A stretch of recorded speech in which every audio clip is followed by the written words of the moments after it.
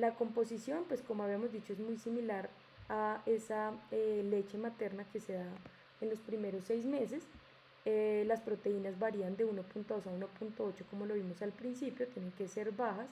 La grasa láctica se sustituye por grasa vegetal y los carbohidratos, la principal es la lactosa, ¿cierto? ¿Cuáles son las ventajas? La mejor digestión, tolerancia y menor carga renal de solutos. Aquí les traigo una tablita donde encontramos como las principales que vemos en el mercado y es para no perdernos.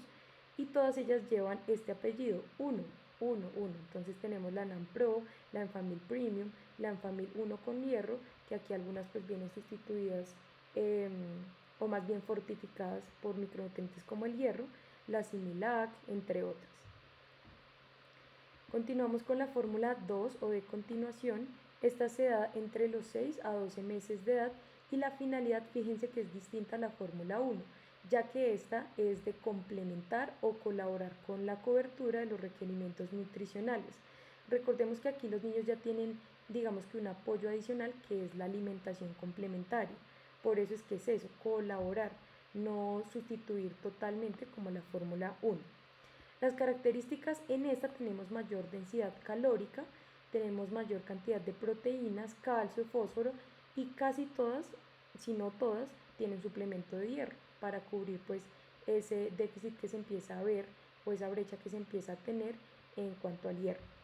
La composición, vamos a ver que los carbohidratos, digamos que va a tener lactosa claramente, pero también van a ser sustituidos o van a tener estos componentes de sacarosa y maltodextrinas.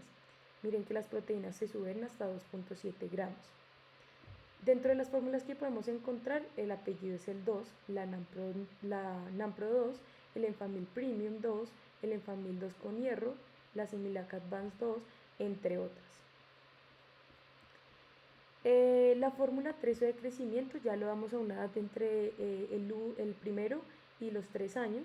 La finalidad es compensar deficiencias nutricionales más habituales. ¿Cuáles son las más habituales? El hierro, la vitamina D, el yodo, ácidos grasos esenciales. Y las características es que van a favorecer el desarrollo mental, porque todas ellas tienen la presencia de un componente que es la colina, y este es muy importante para fortalecer todas esas sinapsis neurológicas que debe tener el niño, además de favorecer la agudeza visual. La composición, digamos que es muy parecida, pero las proteínas a la 2, pero las proteínas van a bajar en cantidad y va a tener vitaminas y minerales, porque pues como vimos la finalidad es esa. Además van a agregar probióticos y prebióticos. Aquí el apellido es 3, NAMPRO 3, Enfagru Premium, LEN 1, que también es otra, y aquí encontramos todas las farmacéuticas que lo van a producir. Ahora, ya partiendo pues de esas fórmulas básicas, vamos a ir a las fórmulas especiales, entendiendo que todas ellas tienen nutrientes funcionales, tienen nucleótidos, taurina, inositol, colina, probióticos y prebióticos. Entonces vamos a ver una a una. Empezaremos hablando de las fórmulas para lactantes con bajo peso al nacer, es decir, menos de 2.500 gramos, o prematuros, que obviamente hace referencia a los que nacen antes de las 37 semanas.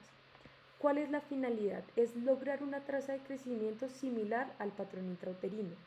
Es difícil, claro está, pero con esto se puede lograr. ¿Cuáles son las características? Que uno puede dar mayor densidad energética pero con menor volumen, es decir, vamos a cuidar toda esa inmadurez a nivel orgánica que tiene el niño, pero vamos a mantener esa cantidad energética adecuada para lograr ese crecimiento. La composición pues va a tener un alto nivel de proteínas, la lactosa va a ser, digamos que su componente principal en cuanto a carbohidratos, y las grasas siempre van a ser ácidos grasos esenciales y se va a complementar con ácidos grasos de cadena media. Aquí vemos una tabla donde encontramos todas las características de esta fórmula, y lo que me llama la atención es esto. Miren aquí esa relación entre suero-caseína del 60 a 40 y pues todos los lípidos que no hemos visto en las anteriores, el linoleico, que es muy importante. Ahora vamos a seguir hablando de las fórmulas AR. Cuando uno ve una fórmula AR, no quiere decir antirreflujo, quiere decir antirregurgitación. Estos dos términos son muy distintos. ¿Qué es la regurgitación? El paso de contenido de nivel gástrico a nivel esofágico, que se da por una inmadurez fisiológica del esfínter esofágico inferior, ¿cierto? Si esto es fisiológico, quiere decir que pueden haber medidas correctivas no farmacológicas que nos pueden ayudar con este problema, ¿verdad?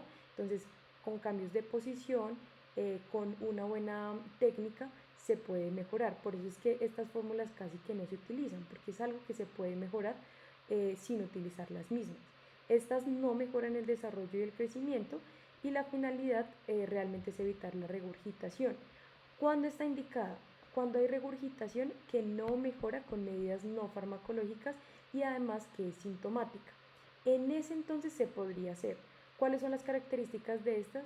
Que entre sus componentes principales está el almidón de maíz, luego el arroz pregelatinizado, que lo que hacen es que pueden hacer el contenido gástrico más espeso y forman como una barrera en donde no puede pasar de aquí, de esta parte, hacia el esófago. Entonces esa es su función principal. La composición realmente es muy parecida a la fórmula 1 o 2. Y digamos que esta relación de carbohidratos va a ser suero-caseína 30-70, que esto puede generar un retardo del vaciamiento gástrico. Entonces, pues esta es importante, pero tenemos que tener esos dos conceptos muy claros, que es antirregurgitación y no antirreflujo. Ahora vamos a hablar de las fórmulas infantiles libres de lactosa. Aquí está todo el proceso de que veníamos hablando al principio, donde la lactosa sufre una digestión o una, digamos, transformación por la lactasa en glucosa y galactosa, ¿cierto? Y esto es lo que hace que, digamos, que se pueda absorber de manera adecuada. Cuando no se puede por algún error innato del metabolismo, por un déficit congénito de esta enzima, pues va a haber una mala absorción y los niños pueden tener, digamos que una clínica de malestar, inflamación abdominal, distensión como tal, diarrea también. Entonces es por eso que lo debemos pensar. Hay niños que pueden sufrir, digamos que un déficit congénito o adquirido de la lactasa. ¿Cuándo pasa que se ha adquirido la lactasa? Cuando son enfermedades gastrointestinales, gastroenteritis, que pueden durar entre semanas y días, semanas, y aquí cuando dure, por ejemplo, más de lo que yo pienso que puede utilizar esta fórmula, se debe dar uso de las mismas, ¿cierto?